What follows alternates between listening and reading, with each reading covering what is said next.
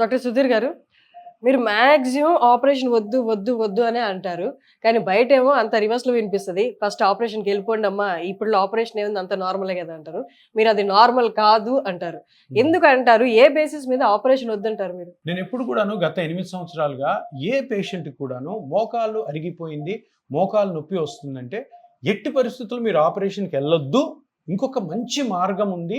ఆ మార్గమే ఈ ప్లాస్మా థెరపీ, పీఆర్పీ థెరపీ.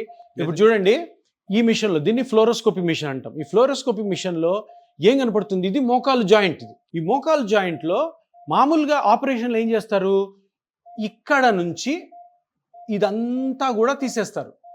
ఇది చూడండి ఎంత భాగం తీసేస్తున్నారు. ఈ పైన మెటల్ పెడతారు, కింద మెటల్ పెట్టి ఈ బోన్‌కి ఈ మెటల్‌కి మధ్యలో సిమెంట్ వేసి అతికిస్తారు. ఇప్పుడు మీరు చూడండి, ఈ బోన్ తీసేయాల్సిన అవసరం ఉందా? నీట్‌గా ఉంది చూసారా? ఏమీ లేదు, నీట్‌గా ఉంది. ఏ విధమైనటువంటి డిస్టర్బెన్స్ లేదు. ఈ బోన్ చూడండి, ఈ బోన్ కూడా ఏ విధమైన డిస్టర్బెన్స్ లేదు. డిస్టర్బెన్స్ ఎక్కడ కనపడుతుంది? ఇగో ఈ ఏరియాలో కనపడుతుంది.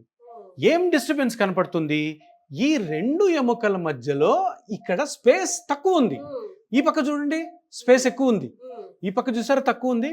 అంటే ఇక్కడ ఉండాల్సిన స్థలము కంటే ఆ స్పేస్ తగ్గడం వల్ల ఈ రెండు ఎముకలు ఈ పార్ట్లోనే రబ్ అవుతున్నాయి. మొత్తం మోకాలులో ఇంత చిన్న పార్ట్లో ప్రాబ్లం ఉంటే ఇదంతా ఎందుకు తీయాలి అంటే, ఇంతకు ముందు ఒక 5-6 సంవత్సరాల క్రితం వరకు ఈ సర్జరీ ఉంది.